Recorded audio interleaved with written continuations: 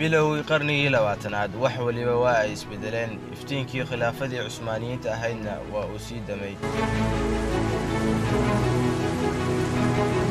1924 miilaadiga ayay ahayd markii ay dhacday dowladdii Islaamiga ahayd ee Cusmaaniyiintu.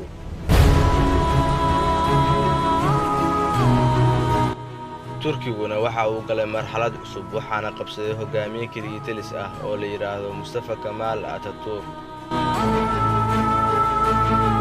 Atatürk waxa uu bilaabay in uu bedelo wax walba oo ay dowladdii Cusmaaniyiintu hagaajisay. xitaa waxa uu go'aansaday in uu bedelo aadaankii salaadaha. go'aankani ayaa fajac ku noqday atraaktii degneed waddanka iyo guud ahaan muslimiintii caalamka. 1931 ayay ahayd markii uu Kemal Atatürk mamnuucay in lagu aadamo luuqadda Carabiga, wuxuuna amray in lagu aadamo luuqadda Turkiga.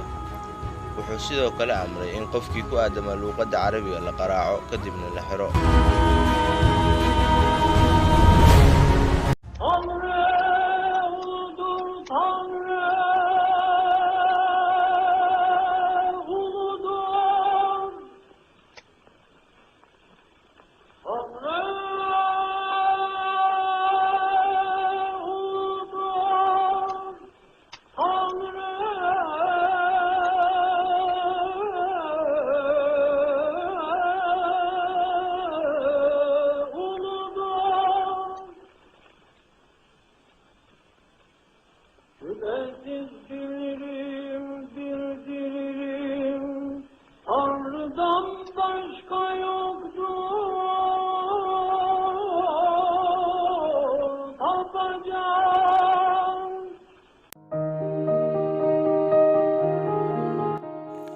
go'aankani ayaa noqday mid ka mid ah go'aanadii ugu yaabka badnaa caalamka.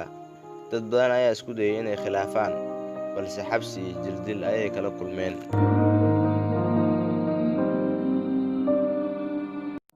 dhibaatadan aadanka muslimiinta ka qabsatay ayaa sii socotay 20 sano ku dhawaad, ilaa uu xukunka dalka qabsaday Cadnaan Mindiriis kadib tartano kala duwan uu soo maray.